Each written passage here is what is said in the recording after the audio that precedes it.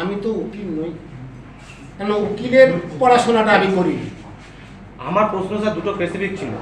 এক নম্বর হচ্ছে 22 সালে আপনার কলেজ কি করতে দেয়নি। যদি বলি আমার ন্যাকের তথ্য এখানে আছে যে আমি কি কি ইনিশিয়েটিভ নিয়েছি।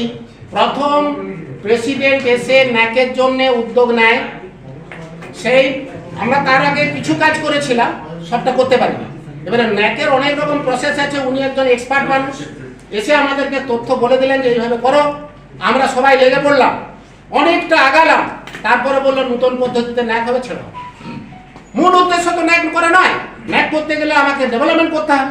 সেই ডেভেলপমেন্টের ফান্ড আমাকে স্যাংশন করছে না। আমি 1.5 কোটি টাকার ফান্ড দিচ্ছি, আমাকে দিচ্ছে 35 লাখ টাকা। আমি 3 কোটি টাকা দিচ্ছি, তখন 38 লাখ টাকা। এইভাবে কখনো ডেভেলপমেন্ট হয় না। আপনারা জানেন যে রাজ কলেজের যে ওল্ড বিল্ডিং, এটাকে রিপেয়ারিং করতে গেলে মিনিমাম 3 কোটি টাকা লাগবে। তাহলে আমি 3 কোটি টাকার প্রপোজাল দিলাম, 15 লাখ টাকা যদি স্যাংশন করে, কি 38 লাখ টাকা স্যাংশন করে, তা দিয়ে কি হবে? তা দিয়ে শুধুমাত্র ইলেকট্রিফিকেশনটা করলাম, আর ডিপার্টমেন্টের কিছু কিছু কাজ করলাম। তাহলে জিবি যতক্ষণ না অনুমোদন দিচ্ছে, আপনারা ভালো করে শুনে রাখুন, I am the secretary of the GB, principal and ex officio secretary of the GB.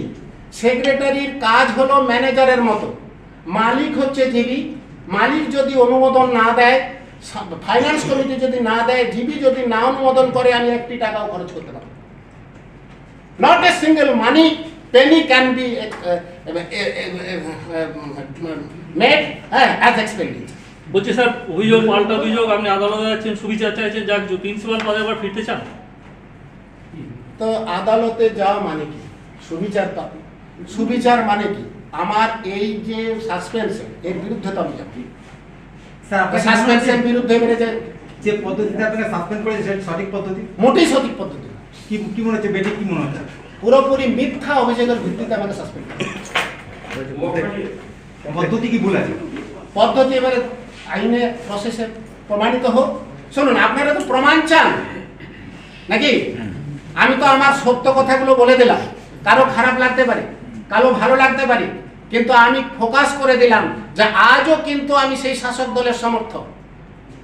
তাহলে শাসক দলের গোষ্ঠীদ্বন্দ্বে আপনি শিকার? সেটা তারাই বলতে পারবে ভালো। আপনি কি মনে করেন? না, আমি কিভাবে শিকার হলাম, আমি এইটুকু বলতে পারি, একটা সংঘবদ্ধ ষড়যন্ত্র আমার পিছনে। কথার পরিপ্রেক্ষিতে শাসক দলেরই 2 নেতা রয়েছে। না, ওইভাবে আমি কখনোই কারণ নেতৃত্বের নাম এই কারণেই করব না, কারণ তাদের সত্য বিচার করার দায়িত্ব আমার নয়, আপনাদের। আপনারা বুঝুন যে কিভাবে। আমি শুধু এটুকু বলবো, একটা ষড়যন্ত্র, গভীর ষড়যন্ত্র। ঠিক আছে, থ্যাংক ইউ স্যার। এবার স্যার একটা অনুরোধ আছে স্যার।